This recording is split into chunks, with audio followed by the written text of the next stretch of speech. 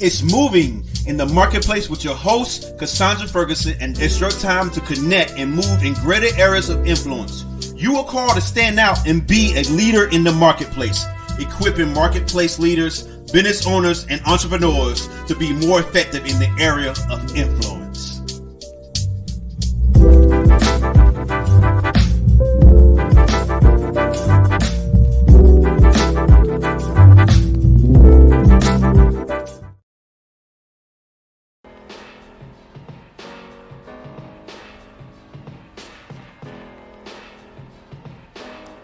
So you've likely heard of Juneteenth. Perhaps you're not sure exactly what that is. Well, it is now a national holiday signed into law by President Biden back in 2021.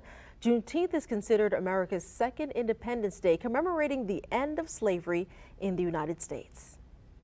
After 4 bloody years, the Union defeated the Confederacy to win the Civil War and abolish slavery in April of 1865. There were nearly 4 million enslaved people in the U.S. at that time. Union armies began marching through the southern states, freeing thousands of the enslaved each day. The news took months to reach Texas, the westernmost state in the Confederacy. On June 19, 1865, Major General Gordon Granger and 2,000 Union troops rode into Galveston, Texas, and told the enslaved of their freedom. The people of Texas are informed that in accordance with a proclamation from the Executive of the United States, all slaves are free. This involves an absolute equality of personal rights and rights of property between former masters and the enslaved. Granger's words spread through Texas all at once. People found out the war was over and they were free. Their joyous, spontaneous celebration gave birth to Juneteenth. Juneteenth, the combination of the words June and 19, commemorates when the last enslaved people in the South were finally set free. Many of them were met with violence, even death, when they tried to leave. Yet the promise of freedom extinguished fear and fueled generations of indestructible people. Former slaves gathered on Juneteenth the next year and the year after that. And over the decades, Black communities observed the holiday with festive family gatherings, colorful parades, and bountiful barbecues. Texas became the first state to make Juneteenth an official holiday in 1980. Juneteenth is now a national holiday. It's a celebration of independence, the day all Americans were truly free. Welcome to Moving in the Marketplace. I'm your host, Cassandra Ferguson. Wasn't it a great informational video about Juneteenth? You know, the part that always strikes me is this. Can you imagine being free and not knowing it? You know, how they had to march through certain states to get to the states to let them know, you know, it's not like what we have today.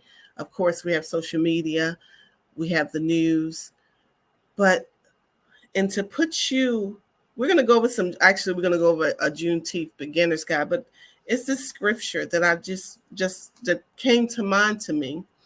Again, imagine being able to live in freedom and liberty and not even knowing that. And in Galatians 5:1, it says this: it is for freedom that Christ has set us free. Stand firm then, and do not let yourself be burdened again by a yoke of slavery. So this scripture right here is a final appeal to walk in the liberty of Jesus. You know, a summary statement. In light of all that Paul has previously said, he now challenges the Galatians to walk in the truth he has presented. And again, and that may be, you guys may be in a situation even now in your life or in your walk that you may feel entrapped, or you may feel imprisoned in your mind. But we're here to tell you today, and also in celebration of Juneteenth, you are free. You are free. You can walk in your liberty. You can live the life that Christ has intended you to live. You are no longer in bondage. You are free. So again, I want to go over, it's beginner's guide. I think it was on CNBC. but it's a beginner's guide for Juneteenth. And it says this: it depends on what you want. Juneteenth festivals are rooted in cookouts and barbecues.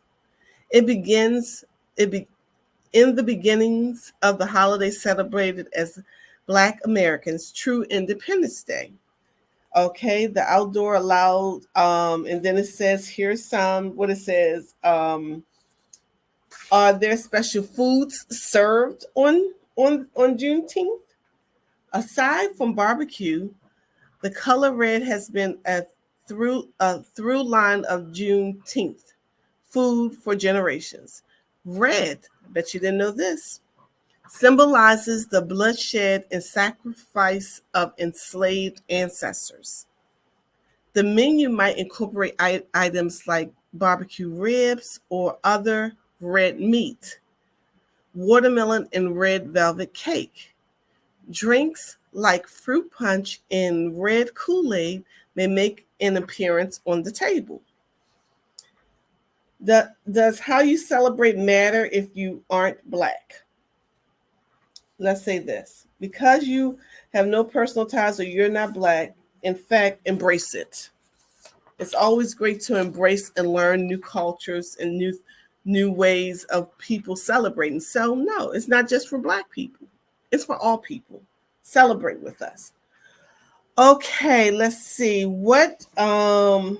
The greeting part. What is a proper Juneteenth greeting? It's typical to wish people a happy Juneteenth or happy teenth. Tenth, said Freeman, the comedian. You may know as Christmas people will say Merry Christmas to each other, not even knowing each other. You can get a Merry Christmas from everybody. This is the same way, Freeman said. Just you can say Happy Juneteenth. So those are just little fun facts. It's actually, again, was online. I thought it was good. The Beginner's Guide to Juneteenth. How can all Americans celebrate? Everyone can celebrate. Everybody can celebrate Juneteenth. And I didn't know that about the food. That red was actually significant for the bloodshed. And it's represented in the colors. So you see T-shirts, but also in the food, the ribs, the barbecue sauce, and the watermelon. So that was something new to me. And today we have a special guest that is joining us, Donald Morton. And he has a new book. And you guys may have heard Dr. Leroy talk about him in the last show. I said, well, we got to get him on here because people got to know that there really is a Donald Morton, and he has a book called Remand. So he graciously accepted our invitation, and he is with us today. And so let's bring him on. Happy 10th. Hi. I know they said you can say 10th. So I didn't know that, right? And so Yes. you can say 10th. So, I pulled that from off of CNBC. And it's, that title, of course, is, the beginner's guide. Because people still learning. Some people are learning. So let me ask you this, Donald. What do you have to say about Happy 10th, as you stated, or anything that you want to say to our viewers about it? Yeah, my wife and I took a trip to Walmart just a moment ago before we got back home to do the podcast. Mm-hmm. And our lady that was checking us out, I made sure to say Happy Juneteenth. Because here's the deal. Millions, Cassandra, of African people are at the bottom of the sea, who paved the way for you and I to be who we are, right? The It's a very real thing. We owe it to them to be successful. We owe it to them to fight. We owe it to them to live, to be our highest and best versions of ourselves. And so it is not just a celebration for us. We get a chance to kind of wave the victory flag, but the blood that was shed for us to be free, I want to always make sure people know. So this is, I am still learning. And you just gave me permission to go get some red velvet cake Right. and enjoy myself. Right. Because I didn't know that either. Yes. Yeah. Yeah. So So happy Juneteenth to everyone. happy Juneteenth. And like you said, I'm also still learning, but I love being in a place where I'm learning. That's through life, period. For You sure. learn, and when you know better, you do better. And then when you learn, you also share the information you get with others. Absolutely. So they can know. Absolutely. So, book Remand. Yes. Yes. Tell our viewers, what is the purpose and the mission behind that book? Yeah, so Remand is in many ways, Cassandra, a story about what it takes to recover and to be resilient from life's mistakes. There's not a man that is watching us today, or woman that is watching us today, that has not had missteps and challenges and trials. And the truth is, by the time we get to be adult ages, particularly for adult Black males, we have made significant mistakes in many ways, so much so that people are ready to throw us away because they don't really think that we can recover. They don't really think that we can be viable members of society anymore. So they incarcerate us without a plan to really come home and do anything differently. And I wanted to write a book that was really a roadmap to how to recover, how to expand your adversity quotient, which is, we hear a lot about EQ and IQ. We hear very little about AQ, which is a man's adversity quotient. How do we develop resiliency in the face of all the challenges that we are experiencing as adult Black men? I'm a product of parents who separated when I was 12. I'm a product of a dad that wasn't in the home. I'm a product of divorce and remarriage. I'm a product of bankruptcy and now doing okay financially. I'm a product of overcoming prostate cancer. What is the common theme? The common theme is you can overcome adversity if given the opportunity and chance. And so I wanted to develop a book, a writing that was simply the Bible for Black men, right? That they could go in, look at any particular chapter, find a way to overcome the adversities that are coming with everyday life, and be able to live successful lives. And so that is the purpose of the Remand book, The Spiritual Journey for Mastering Life, Leadership, and Legacy. Wow. So I do see that you have also been recognized as a Black Enterprise Modern Man. Yes, yes. 2015 Black Enterprise Modern Man. They called me the innovative theologian. Oh, wow. And so a part of that was I'm always looking for what God is doing now. What is he saying now? And Leroy, who shout out to Dr. Leroy McKenzie Jr. That dude is my brother for real. That dude is my brother for real. And here's the deal, because we all family. we all family, right? Leroy and I have never met in person. We've never met in person. We've been working together for years now. We've never met in person. He is by far one of the dopest brothers I've ever met in my life. And he put inside the Remand Community's Facebook group today, I put a post up of me marching through the streets. I've been fighting for Black men for almost 30 years. So this is new. Remand is new. Remand started in 2019. But before that, I was still fighting for Black men. And he put in a Bible verse in Exodus that talks about how God would send a man to deliver. And it just kind of made my heart leap, because the truth of the matter is I feel such a sense of call to brothers who don't have anyone on our side, right? It seems like everyone wants to lie to us.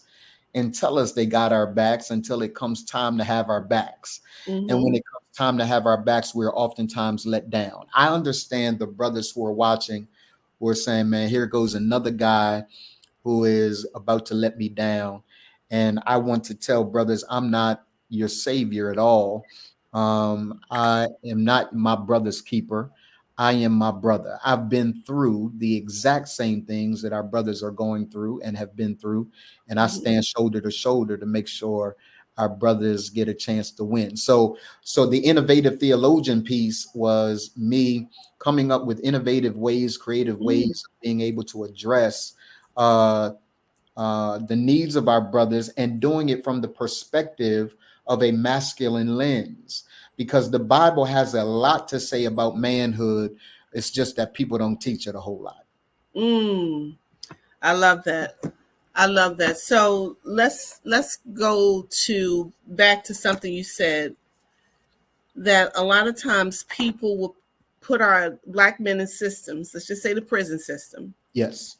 But they don't give them a plan. Yes. What to do. Yes. When they get out. Yes.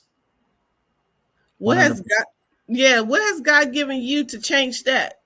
That part right there, because that's true. Because I remember, and the reason I'm saying this, Donald, is because I remember a couple of years ago, I had to speak at a young girls conference, and I decided to find out, because how many young girls didn't have both parents.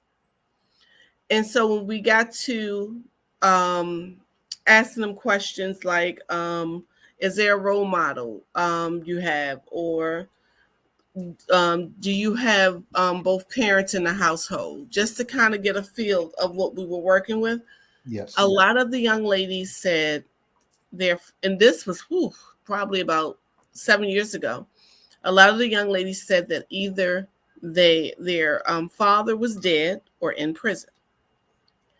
And that blew my mind, because that was half of, or over half of the room, right? And when that struck a chord with me, when you said that they put our men in prison, but they don't give them a plan or a roadmap for them after they come out of prison. So that's what I asked you. What kind of, because you're the Dr. Innovator. I'm gonna say that. Theologian. What kind of ways have God spoken to you that this can change, or what can we do as a community to help? Thank you for the question. I want to take you into a meeting I had years ago with my mother, who is now transitioned. My mom transitioned in February of 2023. It's been a year. February 2024 was a year. And I want to pay homage to the woman, because that woman raised me to fight. I remember sitting in a meeting with my mom, and then Governor Ruth Ann Minner. I'm originally from Delaware. I'm in Atlanta now, but I was originally from Delaware. And in that meeting, we were talking about this very thing. We were talking about the challenges with our penal system, the challenges with mass incarceration, and trying to find ways that Delaware could address it. And it was like pulling teeth, right? And I remember my mom saying this, Cassandra, it's the most brilliant phrase I've ever heard in my life. My mom said, Governor. My mom had a really, really sweet voice. She said, Governor. And she said, yes, Bishop Morton. She said, I want to make a motion. Now, there was no reason to make a motion. My mom was just being extra, right? In the way that she was extra. She said, I want to make a motion. And the governor said, make a motion? She said, yes, I'd like to make a motion that we change the name of the Department of Corrections to something else, since you're not correcting anything. Ooh. Oh my. If you're not going to correct anything, change the name of the system.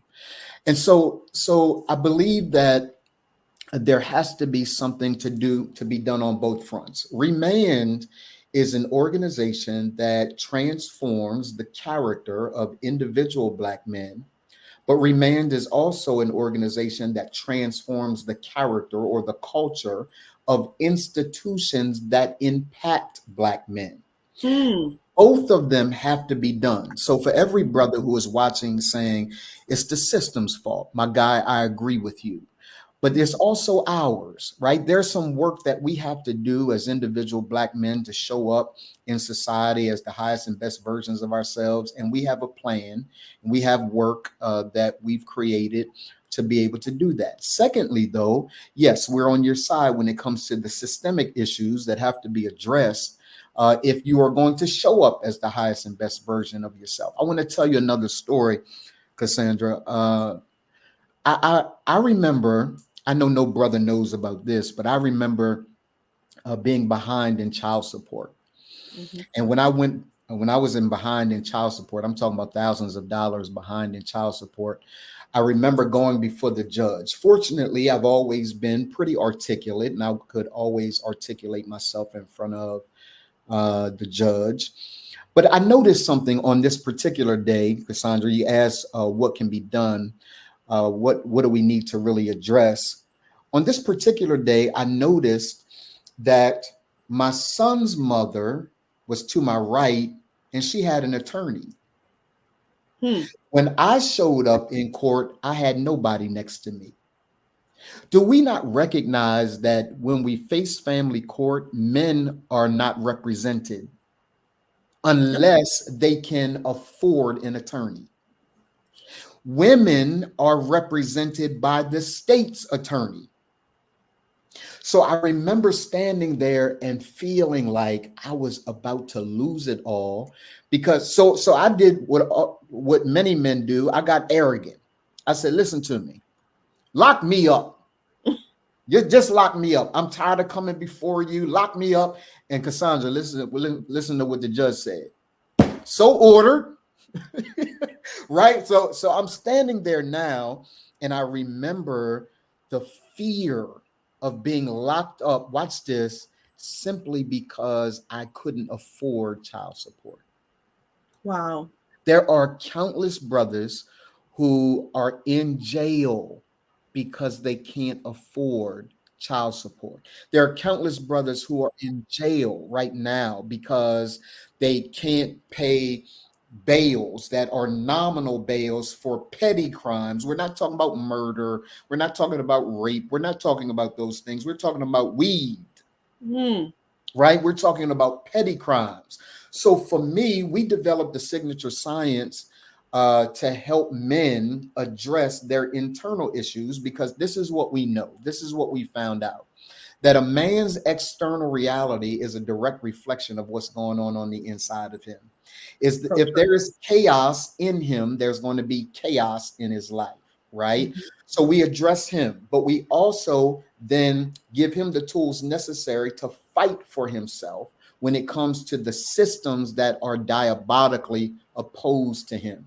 So we've developed a plan and a system, a Black male agenda and an inner agenda called the character arc that helps men to be able to transform their own lives and then fight to transform the system that we need to continue to fight to make it better for all mankind. But the truth of the matter is, Cassandra, let's be real clear that unless men are solid, our society is still a wrap for them. Let me end by saying this. There has been significant advancements that has happened for you and for ladies and for children and for other people groups. But Mm-hmm. if we don't notice that those advancements do not change the social needle, it does not move the social needle, because every society is only as good as the strength of the men in that society. Mm-hmm. So as difficult as it is, sometimes it's difficult. Sometimes brothers want to go knuckle bust with me and they want to fight me because they don't trust me. And I get it. I wouldn't trust me either. We've been let down over and over and over again. So I don't take it personally. But at the end of the day, I wanted to develop a plan to raise brothers up, because when we raise brothers up, we raise families up. And when we raise families up, we raise culture up. And when we raise culture up, the world is to follow. So my contribution to the world begins one man at a time and his transformation. I love that, one man at a time. So I also saw that remand is life. So you talked about the life portion, life, leadership, and legacy, right? Yes. Yes. So the life, and I love how you got to get to the root of it. You talked Yes. about that, getting Yes. to the root of it, Yes. because a lot of times people try to band-aid things. Yes. Let's give them the fluff without really dealing with the root of it. And what happens is, I remember my pastor said this: you're not the only thing you're going to have is an infection. Yes. You don't deal with the root. You don't deal with the root cause. You don't put the peroxide on it. You don't put the ointment on it. You're only going to have an infection, and we don't want that. That's right. So in the leadership part, because my thing is this, I always want men to know how powerful they are needed. Yes. In society. Yes. And I'm going to say even in my life. Yes. Right? Yes. How much you are needed. So how difficult is it to get the man to understand the role, let's just say, that he plays in society? And let's just say, let's go back to the home.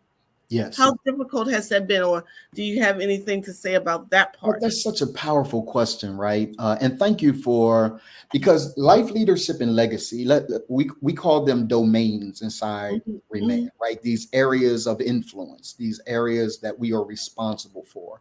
Life is his personal life, right? It's how he deals with his personal finance, how he deals with his health and wellness, and how he deals with fun and leisure. Right. We're probably one of the only organizations in the country that has an assigned fun coach. We have a coach for brothers just to have fun. That's all he teaches them, is to have fun. Right. When we talk about leadership, when we talk about legacy, we're talking about developing business, and we're talking about being members of community and being on boards and voting and all of those kinds of things. And we're talking about philanthropic activity. Right. But when we talk about leadership, you accurately said it. We're not talking about leadership in a general sense. When we talk about leadership in Remain, we're talking about leading as a husband, leading as a father, and something that many people don't think about, Cassandra, and I've had to deal with this, leading as a son to a vulnerable parent. Because there's a circle of life that happens, right? Our parents take care of us, then we become more peer-like and friends, and then we've got to be responsible for taking care of our parents. That's an entirely different conversation. But here's the deal. Men are hardwired. This is why it's not difficult. Men are hardwired to desire to lead. We're hardwired by God to desire to lead. So you'll be hard-pressed to find a guy who doesn't want to lead. The challenge isn't whether or not we want to. The challenge is whether or not we have the tools to. So we don't know how to be husbands. We don't know how to be fathers. We want to lead. We desire to lead. But once I give guys tools of leadership for their families, they do a phenomenal job. Do you know how many marriages we've saved from divorce simply by giving guys tools? Do you know how many fathers are now re-engaged with their children because we gave them tools? Listen, this is an important one. Do you know how many adult males were reconnected with their older fathers because we gave them tools? It's not that we don't want to be leaders, we don't know how. There's a tremendous book called Doing the Best I Can. It's written by Catherine Eden and Timothy Nelson, a husband and wife team, and it addresses this documentary that was done years ago called The Vanishing Black Family. In that documentary, many will remember that documentary. In that documentary, there was one guy who was asked, he wasn't taking care of his children. He was out of his children's life. And he was asked by the reporter, hey, what do you think about the fact that you're not there for your children? He said this, he said, what I don't do, the system will do for me. They took that one statement and they made an entire movement against Black fathers. They thought that every Black father would have that statement. So Doing the Best I Can is a book written in antithesis to that statement. What they found out is that brothers, it's not that we don't want to be good dads. It's just not. Urban fathers want to be there for what they call their shorty. I want to be there for my shorty. I want to be there for my seed, right? The challenge is they don't know how. So when conflict happens between him and mom, when he doesn't know how to handle that conflict, he bounces. And what he normally does is he finds another woman that can put up with his nonsense, and then he impregnates her. And then he finds out that she ain't gonna put up with it for long, and then he bounces. So now all of a sudden he's got 3 different children, 3 different children's mothers, not because he's not excited, not because he doesn't want to be a father, but simply because no one gave him the tools of fatherhood. And when you do, he steps up and leans into fatherhood and will protect his son and daughter like nobody's business. And let me end by saying this. The reason that there's so much data out there now, Cassandra, that says that suicides come down when dad is present. Mass incarceration numbers come down when dad is present. Dropout rates come down when dad is present. Kids don't go to jail as much when dad is present. Children get A's at a higher level when dad is present, right? For those of you that are in the church community, this is what we also found out, that 95% of a family will follow dad to church and be sustained. 60% of children will follow mom and sustain it. There's a gap of 35% if you can just get dad involved. So the real goal is to solidify men, and men are oftentimes the most overlooked parts of society. Right? No one wants to invest in brothers, but the real gold, the real gem, the real diamonds, when you put that pressure on it, is the brothers in our lives. If we can ever get us together, it's a wrap. Oh, I love that what you just said, Donald. When dad is present. Yes. So I need you to tell me what it looks like when dad is present. Yes. Yeah. Because my view may be different than what, because I want the dad is present with the 95%, right? Yeah. Yes. Dad had to have been doing something. Yes. He wasn't just showing up on Yes. payday and say, here's your food.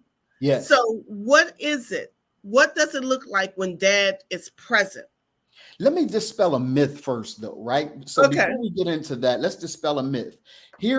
I'm a data guy. I love research, because sometimes we get into anecdotal evidence, and the anecdotal evidence, the stuff that we have seen in our small circle, doesn't really reflect what's really going on. Here's what the data says, Cassandra. The data says that Black fathers are more engaged than any other race. Wow. Black fathers are more engaged than Latino fathers, more engaged than white fathers, more engaged than Asian fathers. Black fathers are engaged. So one of the myths that I want to dispel is that Black fathers aren't engaged. The truth is we are, right? When we show up and are present, we don't always know what to do, right? We don't always know what to do. But we're present. So if we got to show up and we've got to hold our children's hands while they cross the street to go to the bus, that's us being engaged. If we want to show up and we want to add some structure, if we see that our young men are about to go bananas, then we need to collar him up. That's us being involved. And a part of what I'm praying that moms allow us to do is to allow our unique contribution to the family unit, right? Leroy and I often have this debate. If he were on here today, he would stop me, but he's not on here today, so I'm going to say what I want to say, right? Leroy and I have this debate about this word nurturing, right? So he always says, Donald, dads nurture too. And I agree with him, right? But there's a different kind of nurturing that fathers bring. We bring infrastructure, we bring order, we bring, right? That is a necessary part of society's our contribution to society. So when our children don't have us around, it's not that mom can't bring order, it's not that, but there's something about our voices, it's something about our presence, it's something about us being able to say, hey, my man, sit down, don't talk to your mother like that. Who you talking to?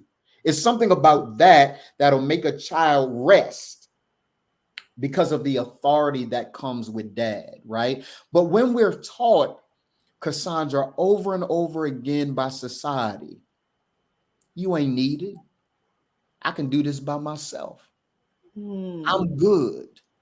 After a while, we believe you. Mm-hmm.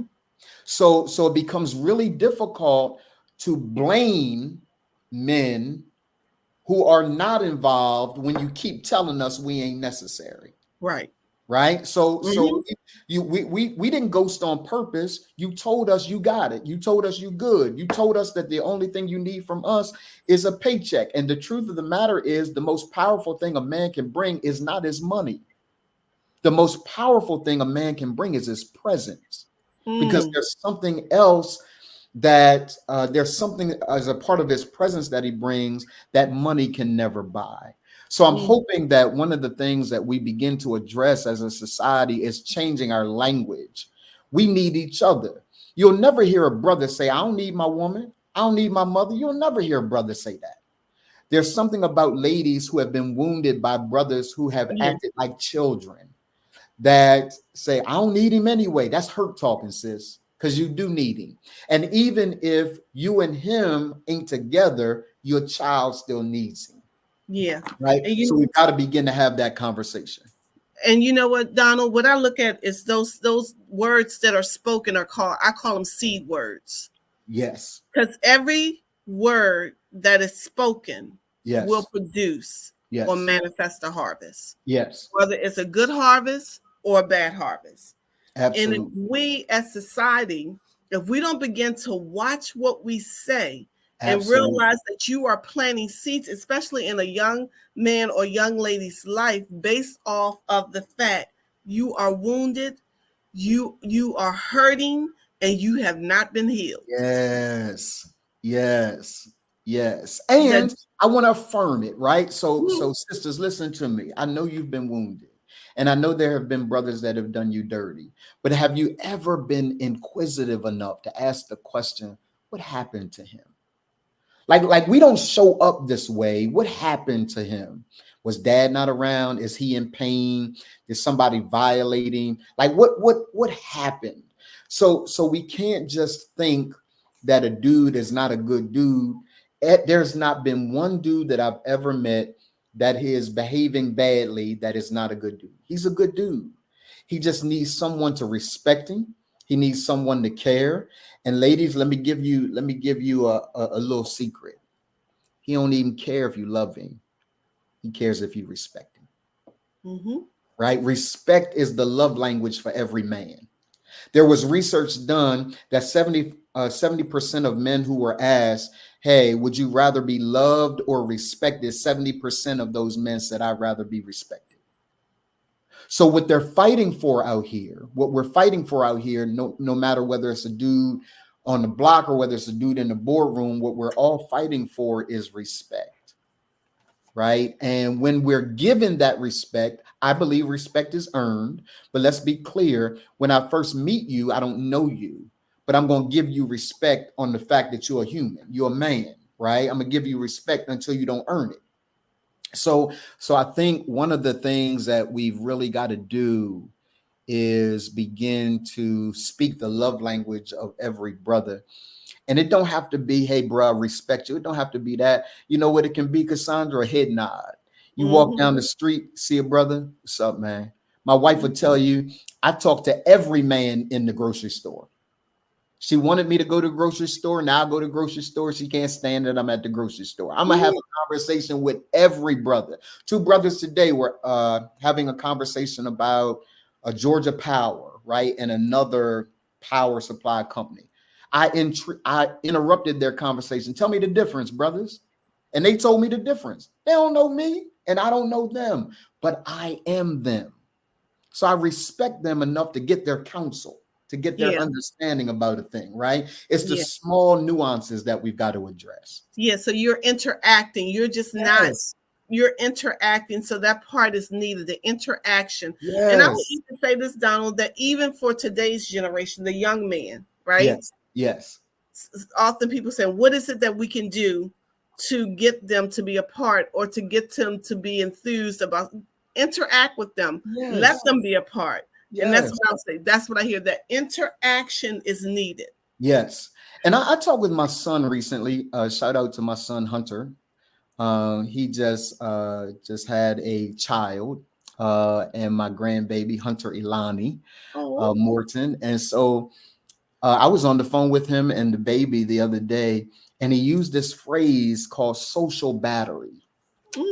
Right. And I said, hey, man, what's that? He said, Dad, social battery is how much capacity I have to interact.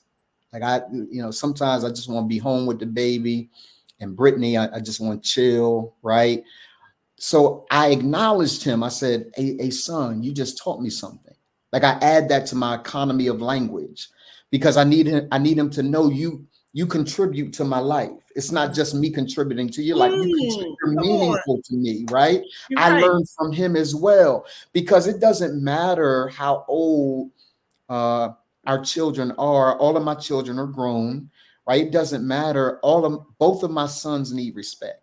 They need respect, right? Even from their dad. They respect me, but I return that. They're grown men, right? And so when we learn to give respect, I give it on credit. There are a lot of people that don't give it on credit, but I give it on credit because what I understand is if we're looking for the genuine transformation of a man, it does not come when you ridicule him. It does not come when you downplay him. It doesn't come when you disrespect him. The first step to the transformation of every man is to respect that guy. And if you can respect him, he'll at least give you access until you disrespect him. Right. And so hopefully that's a little tidbit for some of the ladies. Oh, yeah. You definitely look. I've been married for 36 years. Outstanding. I have 2 grown sons. So you know what I'm saying. And one has 3 children. So, and then I have my son in loves as well. So this has helped me. And like you said, I hope people are listening. Yes. Because, it's sad when you have been presented with some knowledge and transformational information and you don't apply it. Yeah. So we're going to go to a commercial real quick. But when I come back, I want you to leave our audience with some last words, how they can get in contact with you. And also I want you to pray for our men. Sure enough. Are you looking to elevate your brand into a business? Are you ready to use your voice of truth? Elevation Global Media Group is your one-stop shop for all things media. Elevation Global Media Group has you covered. They offer podcast production, graphic design for logos and websites, branding, marketing, and so much more. Head on over to elevationglobalmediagroup.com for more info or call 443-307-1241. That's 443-307-1241. Okay, Donald. Any last words? Yes, I want to. I should say that. I want to mention one of the, and I want to encourage every brother. I want to mention one of the chapters in the book. That I can't tell you the real name of the chapter on this show, but it's called "Let That Stuff Out." Let it out. A part of what is being experienced by our brothers is they've bottled all of their frustrations. They've bottled all of their challenges. They've bottled all of their traumas. They've held it all in, because when a sister is in trouble and she's crying, everybody runs to her. When a man is in trouble and he's angry, everybody runs from him. So brothers have to learn how to let it all out. I want to encourage every single brother and every woman who is with a man. You got a father, you got a son, you got a husband, you got an uncle, nephew, right? You got a brother. He's attempting to express himself, and you've got to hold space for him. Allow him to express himself. When I first started, there was a guy who was so frustrated one day, Cassandra, he said, "F you, Doc." And I said, "How you feel now?" He said, "I'm better." I didn't get upset with him. I understood. It wasn't about me. Finally, someone allowed him to say what he's always wanted to say. And I was just the vehicle that God used to allow him to express himself. Don't judge them, respect them, and allow them space to let it all out. Thank you for allowing me to spend time with you today. Oh, it's a blessing. How can our viewers get in contact with you? How can they purchase the book? How can they be a part of the movement? Yeah, so you can get the book by going to www.theremainedbook.com, www.theremannedbook.com. And you can find me on every social media platform, whether it's LinkedIn, Instagram, Facebook, by going to I Am Don Morton. I am Don Morton. You can find me at all of those places.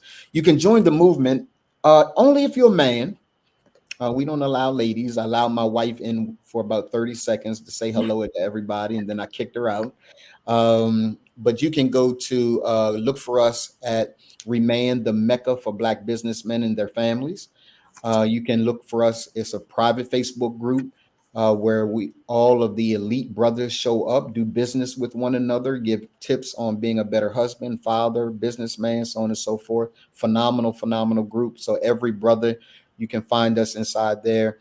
Every sister or brother that don't want to be a part of that community, you can find me on Instagram, Facebook, LinkedIn, Twitter, all those spaces. Thank you so much. Now, can you pray? Absolutely. Father, thank you for this moment that we've had. The moment that we've had, I believe, glorified you. I believe it did everything to make your name great, make you honorable in the eyes of men and women. Father, I pray that every brother that is looking at this broadcast, at this podcast today, has a sense of camaraderie with the things that I've said. I've prayed before the podcast that the words of my mouth and the meditation of my heart be acceptable in your sight, God, but also in the sight of every man that we're trying to reach. God, I would ask for a double portion of the grace that you've made available to others. Make it available to me and make it available to every man that is under the sound of my voice. God, give patience and grace to every sister who is dealing with a man who is struggling, a man that is challenged, a man who has been traumatized. Give us grace to deal with it all. And here's our promise to you, God. We'll give your name glory and honor that is due. In the strong and matchless name of Jesus the Christ, we pray. Amen.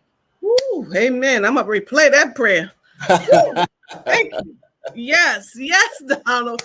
Thank you again for joining us for Moving in the Marketplace. We thank you for being now. I thank you for our connection. I will be back in contact with you again. Okay. And I want our viewers to stay connected with us on social media, on all our platforms, on YouTube. And until we meet again, we want everyone to keep moving in the marketplace. Thank you for tuning into Moving in the Marketplace.